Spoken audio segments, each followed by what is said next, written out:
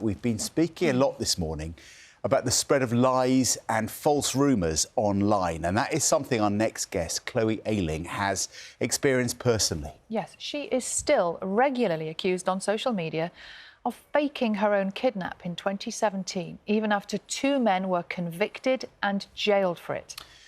Chloe's going to be with us in just a moment. She's made a documentary for BBC Three about her ordeal. Let's just remind ourselves of what happened. A 20-year-old British model who was reportedly kidnapped and held for nearly a week in Italy says she feared for her life after being stuffed in a suitcase and told she'd be sold online. 7 years ago, Chloe Ayling was grabbed, drugged and woke in the boot of a car, bound and gagged. Her kidnapper drove her 120 miles to a remote farmhouse where he demanded a $300,000 ransom. I've been through a terrifying experience. I feared for my life second by second, minute by minute, hour by hour. While Chloe's captors released her after 6 days, her ordeal was far from over. She faced headlines claiming she had faked her abduction in a publicity stunt. And even after Lukasz Herber was found guilty of kidnapping and jailed for almost 17 years, people still called her a liar.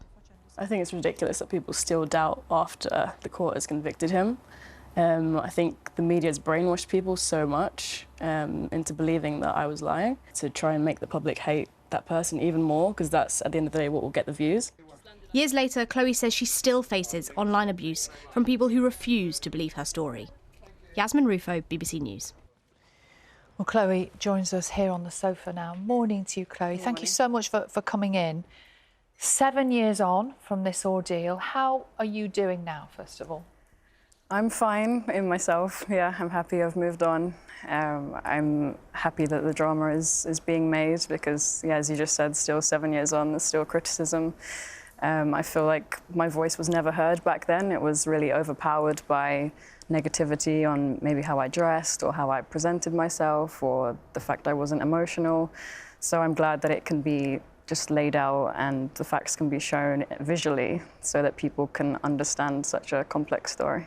In this drama, which makes sense of it, if you can make sense of what happened, because it's such a terrifying, awful thing that you went through. You say you're in a better place now, but you're still dealing with this stuff online, aren't you? You still get accused of making it up and faking it. And what's that like when you get it, or does that wash over you now? I just remember that a lot of people don't understand it, and when I see comments and things, they don't know the facts and they say things, you know, that are not true. Like, I did an interview the day of my release when, in fact, I was in Italy for 3 weeks after.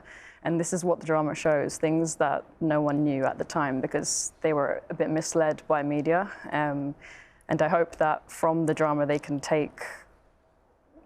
get more knowledge of the show and of the case. And so with future victims, they won't be misled by the media and not just jump to conclusions straight away because it's not fair on future victims. So for people who don't know or for people who've read the wrong thing, what actually happened? Well, in 2017, I was working as a glamour model and I was booked for a shoot by my agent at the time in Italy. It was normal for me. I was always traveling for work and it turned out to be a setup. So when I had entered the studio, I was attacked by two masked men in balaclavas, straight away injected with ketamine and knocked out. And then from then on, my next memory was waking up in a bag with tape on my face and handcuffs on ankles and wrists and taken to a remote farmhouse in the middle of nowhere and kept there for a week. When you tell people what happened, when you recount the story, use those words you just did, can you believe it happened to you now? I mean, is it just like a different life, a different world?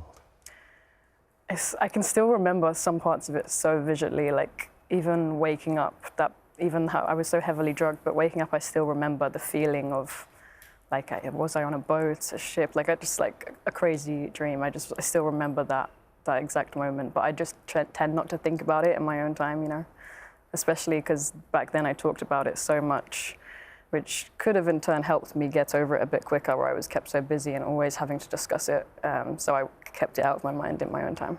It's really interesting, isn't it? You mentioned just a moment ago, people say, people watching perhaps didn't think you were emotional enough. But you were clearly a person in shock at that time. And it's always been that way, like ever since a child. I hate crying in front of people. I'm just not that person. Like I hate anyone seeing me cry. So I'll bottle it up or cover things with a smile, and that's just literally how I am. So.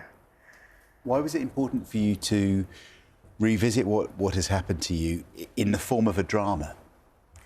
Because I want it to be understood. All I wanted at the time was for all the facts to be laid out and people to understand the case and what happened in court and the evidence against him. And I just feel like that was never shown at the time. It was so focused on me, and that's not what I wanted. I wanted just, you know, everyone to see facts, and that's what the drama shows. And I think people gain a lot of knowledge about the case from this drama. It must be tough to watch it, a reenactment of what actually happened to you. Yeah, I was focused on hoping that it does justice to what I went through, and I think it does do that in a concise way. I think Nadia did a fantastic job, and she took the role very seriously. And if you could say anything to the people who made up stuff about you, who told lies, what would you say? I just think that people shouldn't jump to conclusions and read past the headlines and look into the case more themselves before making assumptions and getting facts wrong. Chloe, thank you so much for coming in and talking to us. I know you probably get fed up with talking about it, but I know you also want people to understand the reality. Exactly. Yeah, so we really appreciate your time. Chloe Ayling, thank you very much indeed. And the drama we're talking about, it's in a number of episodes. The first one, it's called Kidnapped, the Chloe Ayling story. It's at 9 o'clock this Wednesday on BBC Three. Of course, you can also watch it. It will be on the iPlayer, the entire series.